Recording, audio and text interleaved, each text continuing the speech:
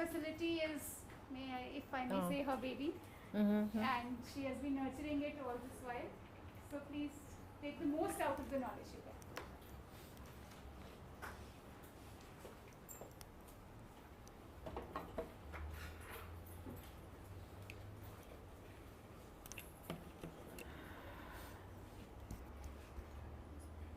Yeah. Good afternoon to all of you.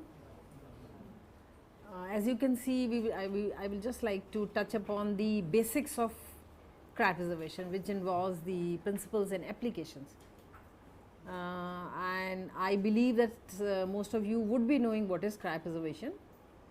So it is the storage of biological materials at ultra low temperatures in a viable condition.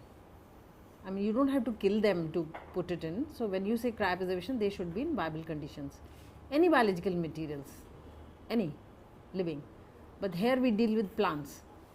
So it has to be only plant genetic resources. Okay. You know about the different methods of conservation. Somebody must have told you this: field gene bank, seed gene bank, in vitro bank, and cryogene bank. So we had 4 options. Why we choose cryopreservation, I will let you know, and also the techniques. We choose cryopreservation because there are 2-3 advantages. One is ultra low, minus 196, using liquid nitrogen, which is an inert gas. So it will not react with your material, there is no oxygen there. So longevity is more. All the metabolic processes are stopped, so everything is stopped. Very good genetic stability, nothing changes in cryopreservation. Viability is attained as good as it was at the time of 0 hour of storage. So infinite period of storage, theoretically speaking. People have done it till 40 years. We have done it till 32 years. So a lot of data is accumulated and it is doing well. And it is used for those species which cannot go into minus 20. As somebody must have told you about non-orthodox seed species, as well as vegetative tissues, which could be Dodden birds or tissue culture materials, which cannot go at minus 20. Okay, you understand the basics now. Now we go ahead. There are several techniques which are based on the principle that ice crystals should not form in your biological material. For this, you have to desiccate tissues. And how can you desiccate? It can be by air. Either you desiccate in a desiccator or in a laminar flow. Any explant, let's forget about what it is seed or tissue or what, no. It could be any material, but you have to desiccate. So air desiccation or chemical desiccation using cryoprotectants. Okay. So it can be air desiccation, freezing, or it could be a 2-step freezing. You can pre-freeze your material to some temperature, say like minus 40, and then immediately put it into minus 196. It's all a game of the moisture remaining in the explant and how it freezes or it does not freeze. Okay. And then there is an encapsulation which is called synthetic seeds. You must be knowing. And there is vitrification, which is a process and also a phenomena. Vitrification means there are, you know that there are 3 states of matter: air, liquid, solid. This is the 4th state, which is vitrified state. In this, everything freezes, but it is into a glass form. It will not flow when you tilt the glass, but then it is solid there, but it is actually a glass. As you would notice that in your cars, you have the window which does not shatter like a common glass. Have you noticed? It shatters into small pieces, not into large chunks, because it should not injure you. Same is this phenomena where it is into a glass state, amorphous glass. So it is not a crystal which will kill the cells. So that is the advantage here. Okay. So what all can you store in cryobank? You can have a seed, or if seed is not behaving well in cryobank, you can take out the embryonic axis, small hair, either the whole embryo or the embryonic axis. That means minus the cotyledons. You understand that? Okay. So, minor piece, a small piece, smaller a tissue for cryopreservation, better it is, okay, because it will freeze very fast.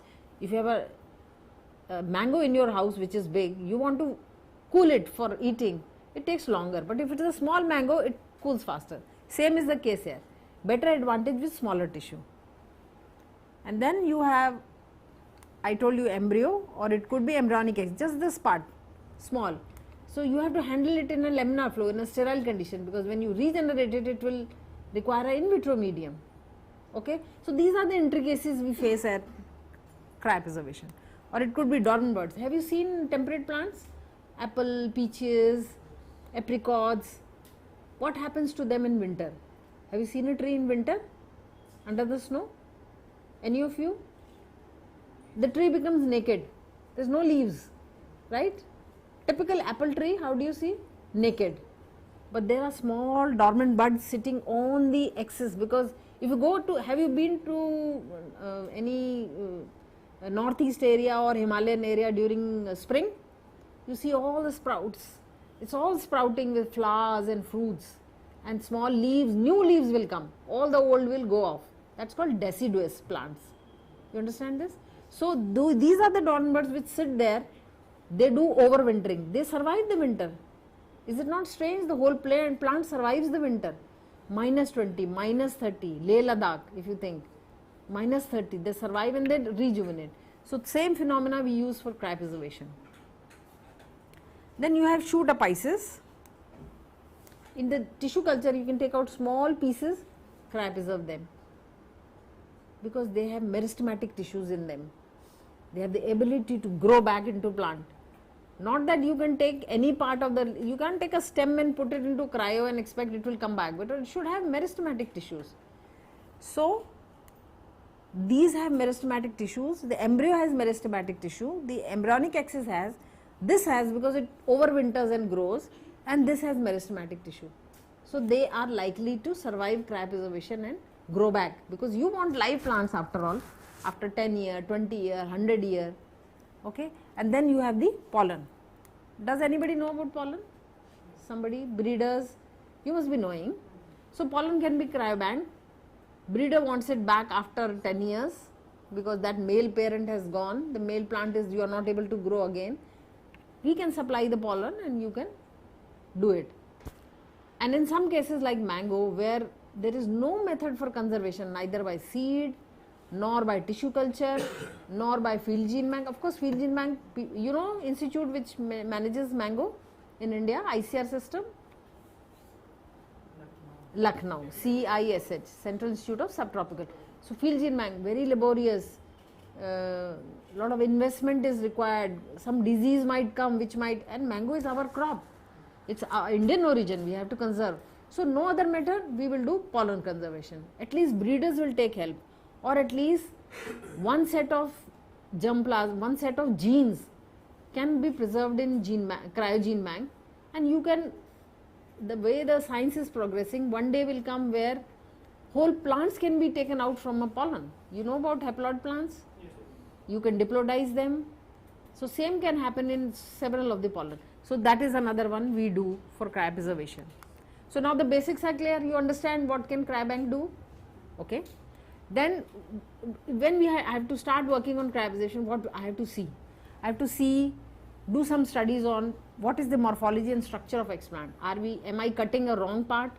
Am I injuring the tissue? Is it the whole seed I have to take? Is it the axis I have to take? And where is the meristematic part? I have to look for that.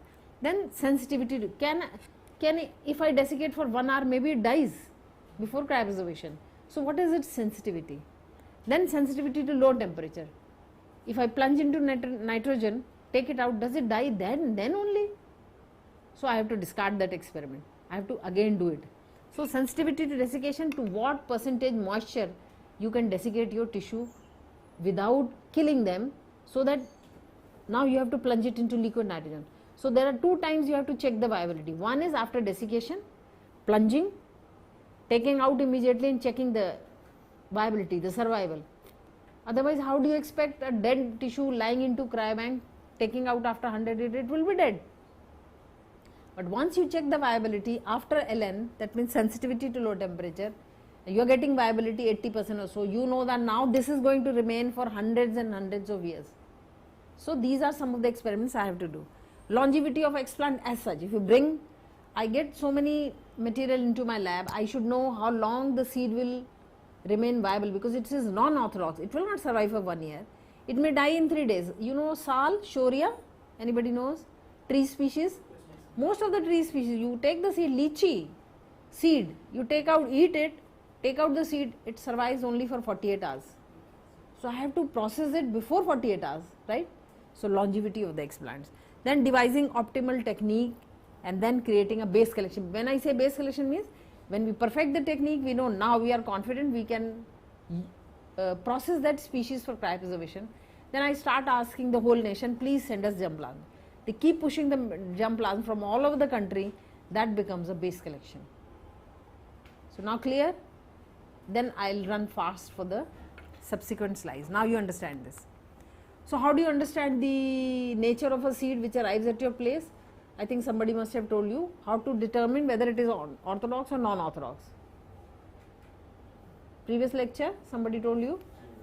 Difference. How do you know? I receive a seed in my lab, how do you know? I can check up the literature. If it is an annual agricultural crop, annual crops, I expect it will be orthodox, but sometimes there are exceptions. But anyway, what you do is, you get the material, check the moisture content. If it is 40, 30, 20, likelihood to be non-orthodox, okay.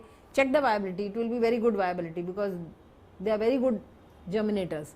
Then you desiccate them, 10 to 12%, check the viability. If it is not surviving, it could be recalcitrant, non-orthodox. If it is surviving, okay, desiccate it further, because in a gene bank, you know how much is the moisture of the seed at which gene bank conserves? 5 to 7%, they must have told you. So check at 5%. If it is viable, maximum survival, store at -20. Store it at gene bank. It is orthodox, typical orthodox. Then test the viability. If it is surviving at -20, it is orthodox.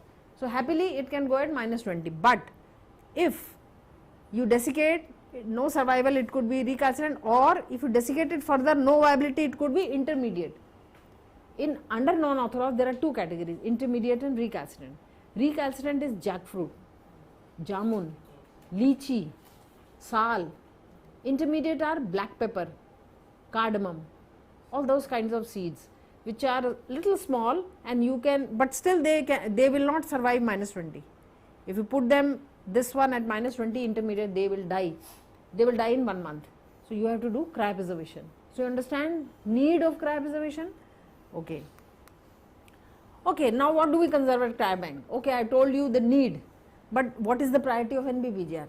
All the non-orthodox species is the now you understand that. Vegetatively propagated species, like I told you, meristem has to go inside. Threatened and endangered, you know what, sometimes explorer brings only 20 seeds. He says, I have brought it from very high up, I cannot go again. And when I went there, only one plant was there, only small population was there. If he harvests everything, the plants will die, the population will vanish. So he will carefully bring only small number of seeds. So if you put in gene bank, they may start losing viability after 50 years, but in cryobank they will not lose. So you can put them here. Threatened species, valuable germplasm. Okay. Then you have the wild and weedy relatives, which are very rare. Registered germplasm, which is elite germplasm. Any exotic germplasm which comes in small number, that you can put, and core collection. I don't know whether somebody has taken lecture on evaluations of core collection. They are very precious, identified germplasm with high value. So they all can go into the, and we are doing that. Okay. So this is some of the results. Now I will come to only results. I think you just appreciate the cryobank. This is the cryo retrieve material which we germinated. It is as good as it was when it was stored. I will show you some data later. Just appreciate the good growth of different species. Then we can take them to field. Here you see, we have germinated them in the field also, and they show very good viability. Our partners in evaluation division, they say that, oh madam, wonderful viability, because the seeds retain the viability well. Okay. Then this is the data we generated after, you can see here, 25 years, 25 years, 22 years and all. We tested all these crop groups which we had conserved in cryobank and tested. They are doing very fine. As you can say here, viability is 90 to 100, 85 to 100. So almost 100%. If they were stored with 80% viability, they came out with 80% viability. If they were stored with 100, came out with 100 after so many years. So proven technology. Okay. Then problem comes when you have a large seed. Okay. See, like Garcinia, they are polyembryonic. Now which parts to store in crab bank, and can it survive? Then things like polyembryonic citrus species. Now here question is, what are we storing? Is it a nucellar embryo or is it a zygotic embryo? And what will come out after cryopreservation? So lot of question marks are there in cryopreservation. It is not as simple as you do it -20, but here a lot of questions are there. Then monoembryonic, how well they will store. Okay, tree species, and we are mainly here dealing with tree species. Non-orthodox generally come from tree species, and that too from climates which are humid, like your down south, Kerala types. All the humid tropical forest, they are full of recalcitrant seeds. So how do you control it? Okay. Then again, see large seeds. You know what is vivipary? Anybody knows? Seeds germinating on the tree or within the fruit. So you can say here vivipary starting here, Maduka, Mahua. These are all tree species. They pose a lot of problems. By the time they reach to our lab, they are already germinating. How do you control them? So this lot of experiments has to go on. So sometimes I don't know whether you have seen. This is very interesting citrus species we got from only a small population of 10-12 trees were there in India, which somebody I am sure will cut it down because it has no use for humans. See the seeds, they are almost filling. Have you seen? You must be eating all santara, nibu and all. See the size of the seed. Here you see the size of it. This is a typical rare endangered wild citrus species. So it is evolving in nature. It has very good cold tolerance. So maybe we need its gene in future. Okay. So we can't ignore them. We have to cryobank them. Okay. So strange things, all kind of seeds. So this is some of the seeds where we succeeded in cryopreservation. Just few examples of tree species where we are regularly checking the viability. We get good growth. Okay. And we have planted several plants in our Isapur farm. Will you be going to Isapur farm? So there you will see, notice the cryopreserved plants which we cryopreserved for 10 to 12 years, and we have raised plants and transferred there. So it's a success story, right? Then we keep on making list. What is the target for us? Where are the lacunas? Who is not conserving such? Our own indigenous crop species are our targets. Okay, so listing we keep on doing. This is the kind of data we generate. What is the initial moisture content as soon as it comes? So we get a fair idea of orthodox or non-orthodox. Then we desiccate initial viability. Is it good? Okay, all good. Then desiccated moisture. I told you we have to check at which moisture it starts dying. So we have to stop there. Viability at that desiccated moisture. It should not be dead. Then viability after cryoexposure. Did it survive or did it not? Here you see the yellow ones, they did not survive at all. 0 you see. So Garcinia and Mahua, no success. Even Jamun, Syzygium, no success. So we then have to move to another complementary conservation. Cryopreservation does not apply to these three species. So there are failures. It's not that everything is possible here, right? Okay. So some of the embryonic access I told you, we have to do it in vitro. Okay. You cannot put it in soil, right? After you take out from cryobank, you have to put it in some medium, get a plant and then put it into the soil. So we have to use in vitro recovery. This is a recovery medium. I told you Petri plate recovery, which is simple, and this is in vitro recovery of the embryonic excess, if you are storing the embryo or embryonic excess. Then some base collection I told you. When you have standardized, then we start getting from all over the country different accessions, see, all different. Then we process and embryonic excess also and seed also, and we get plants and we conserve it whole. So we are fairly confident that whole country germplasm is there of this species. So we call it a base collection. And sometimes you see when we recover only root or only short stunted, it's not a success. We keep on improving. Still we fail, we leave it. We move on to the next species. So sometimes it's not, like jackfruit is a big failure. Although we did get recovery, you see here, After cryopreservation, these are the plants. These are not healthy, you will not get a whole plant. So we left it. We have not cryobanked jackfruit, although we worked on it for 4 years. Lychee, we failed. See, after cryopreservation, we get only this much structure. So it's not a success. Okay? So there are failures also. Then dormant buds. There is a 2-step freezing procedure for this. I will not go into detail, but then step wise we decrease, and then we go up till minus 30, and second step is minus 196, direct plunging. This is the procedure. Take the dormant bud, desiccate them, do the slow freezing, then put in liquid nitrogen, then recover them back on moss grass for few days, then you can patch bud them on the tree itself, or you can get the plant and raise the plant in the pots. This we have done for mulberry along with the silk board, central silk board, you know. What is the use of mulberry for them? Any idea? It is the host plant for the silkworm. So they have a large germplasm at the center. They wanted us to cryobank it, and I have done it. Data on this dormant buds similar as you do it for seeds.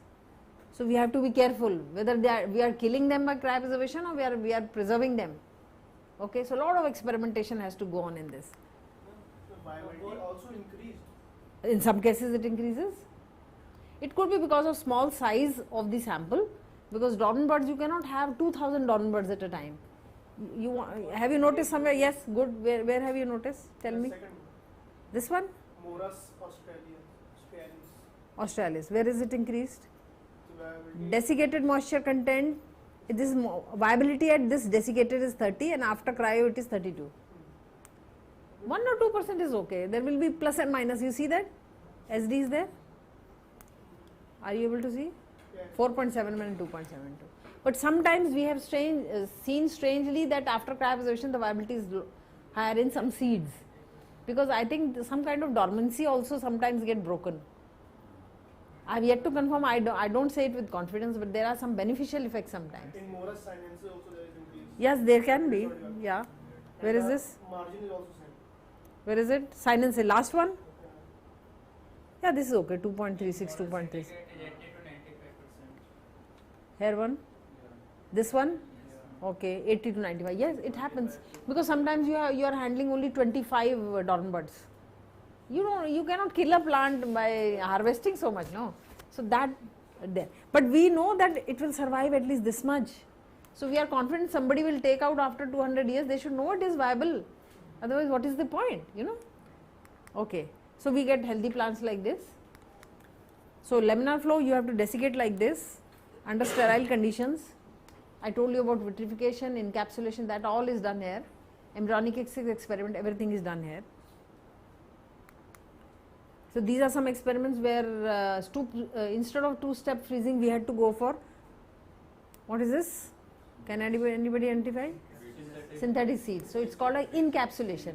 We encapsulate the small meristematic zone into a bead gel, into a alginate gel, and sodium alginate, and then we process. Maybe you'll see it in the experiment, so I don't want to go. But just appreciate the the results that we get, and it is a possibility.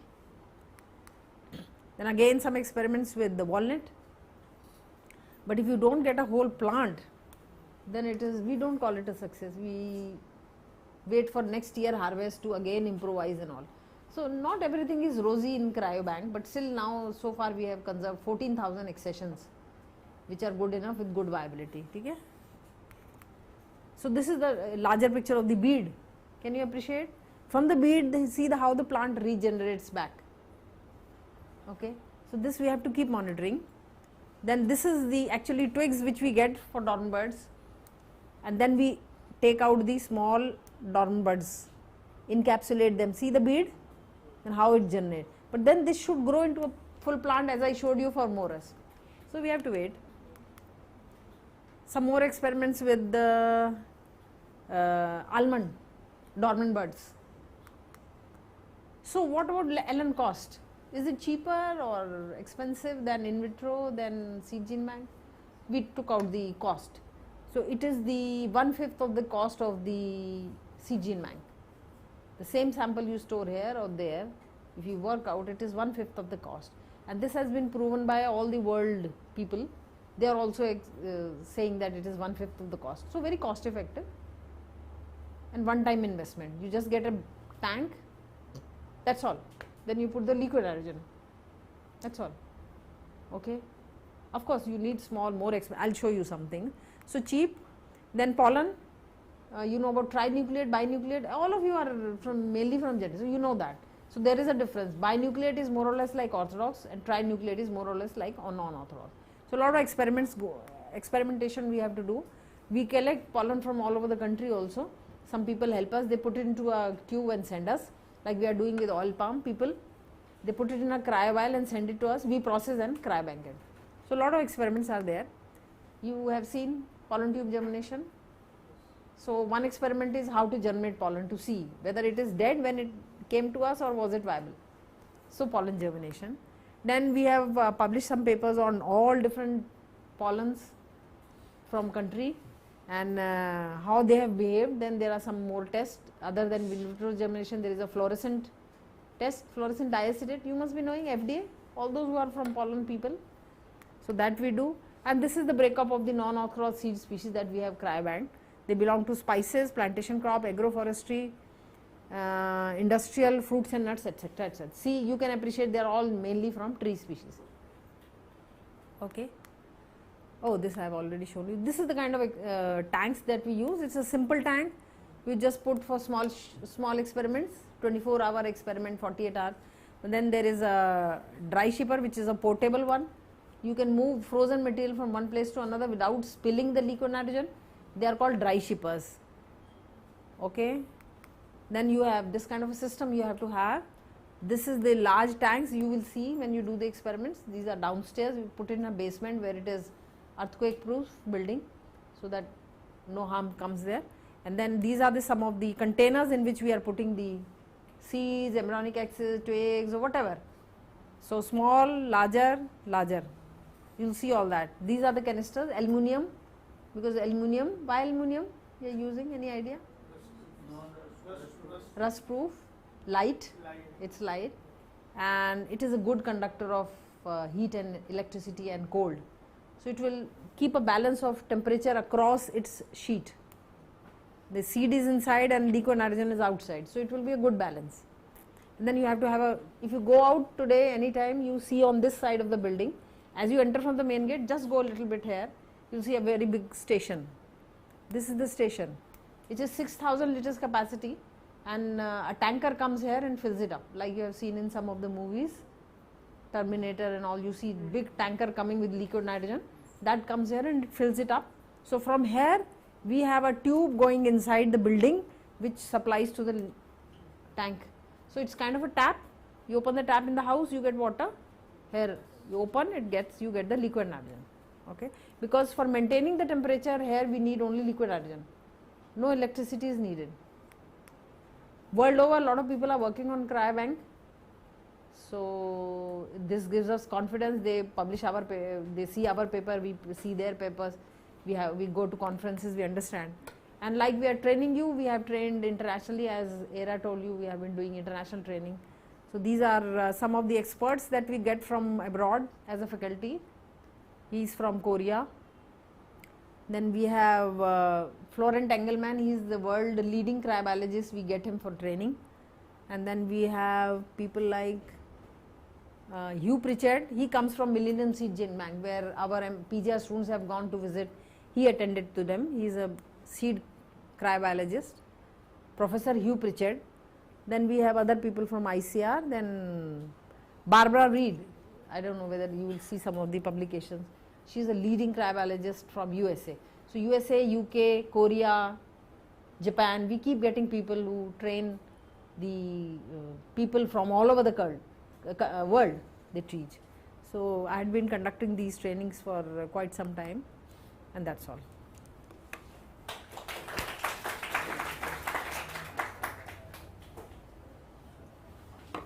Any questions? Although you can always ask during the practical also, but still anything which you did not appreciate it, or you thought that not possible,